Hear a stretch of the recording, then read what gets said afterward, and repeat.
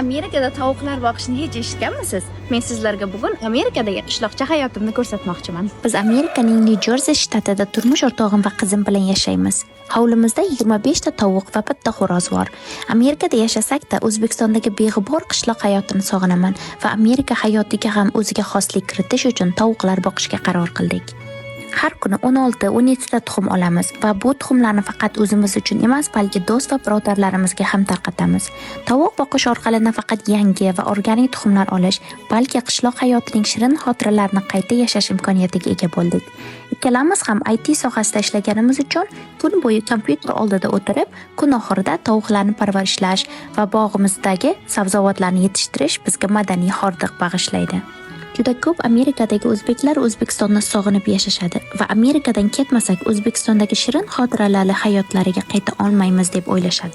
Lekin Amerikada ham bizga vatan tuyg'usini bera oladigan mashg'ulotlarni va hayotni yaratish mumkin. Yanada ko'proq Amerika hayoti haqida qiziqarli videolar uchun obuna bo'lishni unutmang.